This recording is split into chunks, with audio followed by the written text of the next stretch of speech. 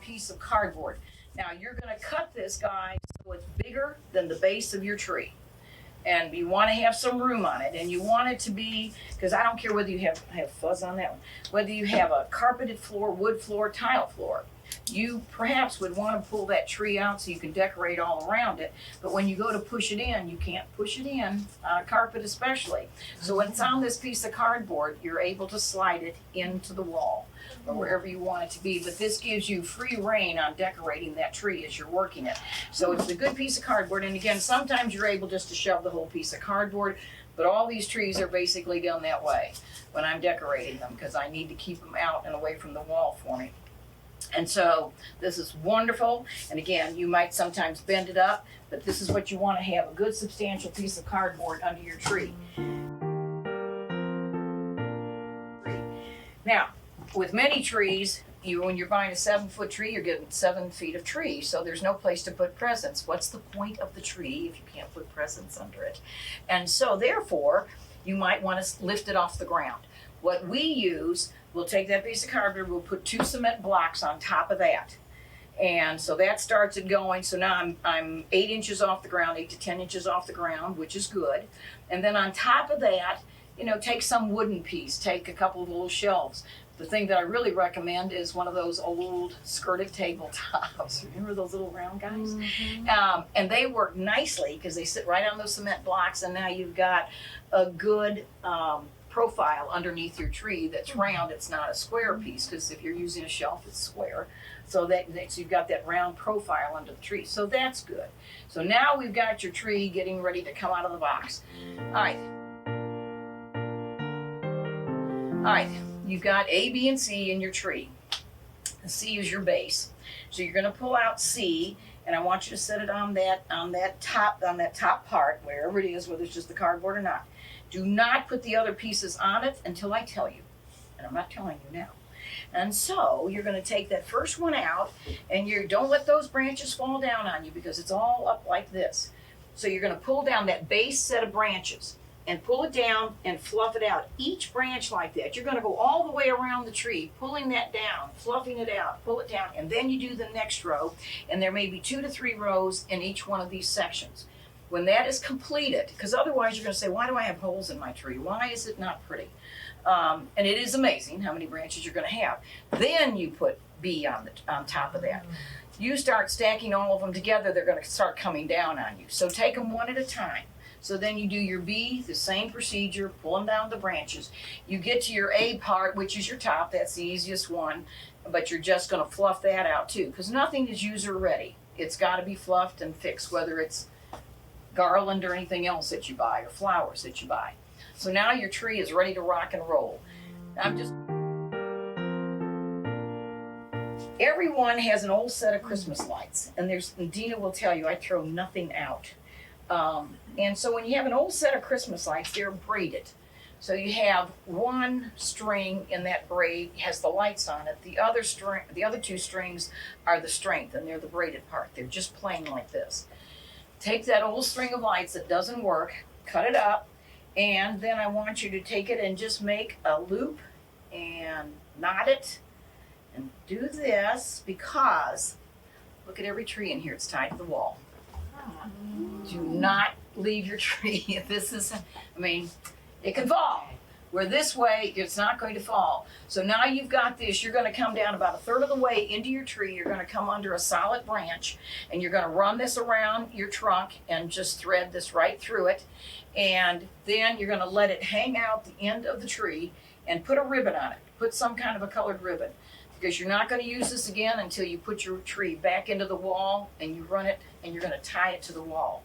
And so it gets lost in your ornaments, it gets lost in the tree. So if you have that little ribbon on it, you'll be able to find it. Now, when you're going to hang it up, when you're going to go nail it to the wall, now this is a nail here, I've got a hook there, but if you'll see, it's just a small hook. I don't use big hooks, I don't use that 50-pound hook. The advantage that you have on using that hook, you're going to tie it at a 45-degree angle. Do not tie it straight off, it has no resistance to do that. If you've got it at an angle, that gives you your resistance. It's not going anywhere. I learned this from my father. a long time ago. But you know that it's amazing, and you think, well, my tree isn't going to fall down, but really, when you're setting it up, your weight is really more on one side than it is all the way around. I don't care if it goes in front of a window or not. Yeah. So there's your weight, and it's going to, you know, you think, well, I don't have a dog, I don't have grandkids. Trust me, tie it to the wall. That's what I was gonna say, so especially if you have animals and cats too. Yeah, They love cats. trees. Mhm. Because a number of years ago, I had a kitten in here, and Wow. Oh my goodness. and I was doing a tree that was all glass, and I had him in here. I didn't even know he was around, and I'm trying to figure out why is something jingling, and then we were finally eye to eye. And I said, don't move, don't yell, because it would all come down. And so the little Dickens was in there. Yeah, that was Winston. I'm just going to give you an old lesson in case you should have old lights. Most of the trees come with anywhere from 300 to 450 lights base, just depending on the quality of your tree. If you were to put lights on a tree and you were to use those old ones, we have some downstairs at a very good price. They're great. But you take your tree, and it's a big tent right now. So you're going to divide it into, you're going to take imaginary lines and divide it into a big triangle here, and depending on how big it is, whether you do it in thirds or you do it in fourths, but there you've got this imaginary line. When you run your lights, you're going to run, especially the old ones. You're going to start them at the top. You're going to have them lighted. They're going to be coming over your shoulder. And you're going to work within that little imaginary line, working in and out and back and forth. You never take your lights all the way around the tree on the old-fashioned lights. You don't want to do that. If the lights go out, you're right there. You see exactly where they are. Because if you've got them all the way around the tree, oh my gosh, how do you handle that?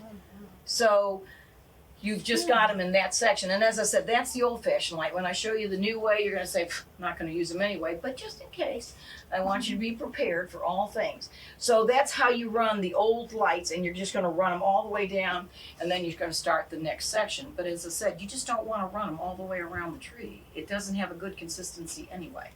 So now we've got our tree fluffed. We've got our lights on it. The next thing you want. All right, now I'm going to share with you something really swell, and that's the new lights. They're called cluster lights. Have any of you have I talked about them to any of you before? These right up here are cluster lights, and my control.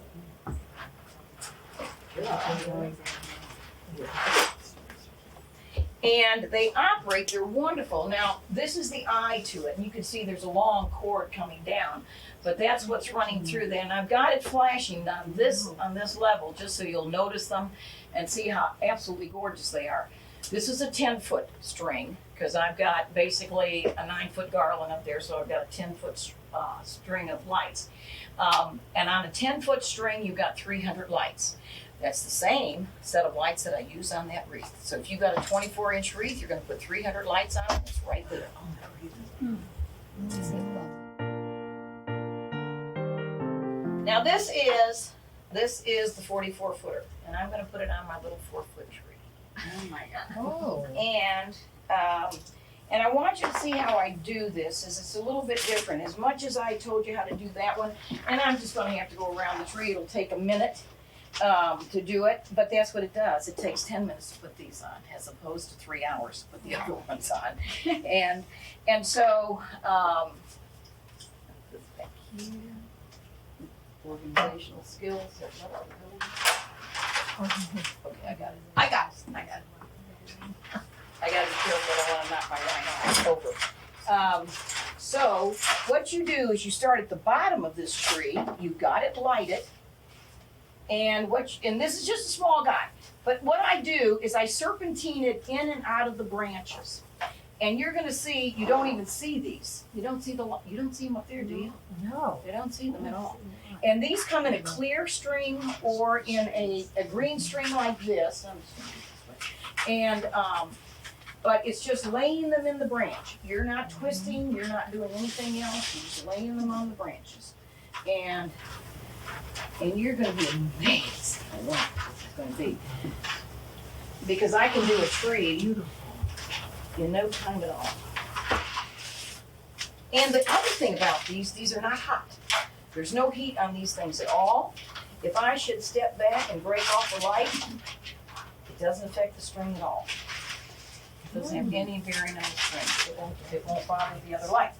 You know, and that was always a nosebleed moment too, is, you know, they would just go, oh, here goes the whole string. Because you're keeping these, you know, and the reason I serpentine, when I say that, I'm sticking them kind of in the branch and pulling them out, but they're not going all the way into the tree. And I don't want you taking out the other lights, even if they're a different color. They're all gonna blend. It's all gonna be fine. And let's see. And you know, so many times, just like what I was doing when I said, okay, with the tree, I did the 44, and then I did 44, and I should have done another 44, really and truly, because you see how easily they fit in, and you're going to use them.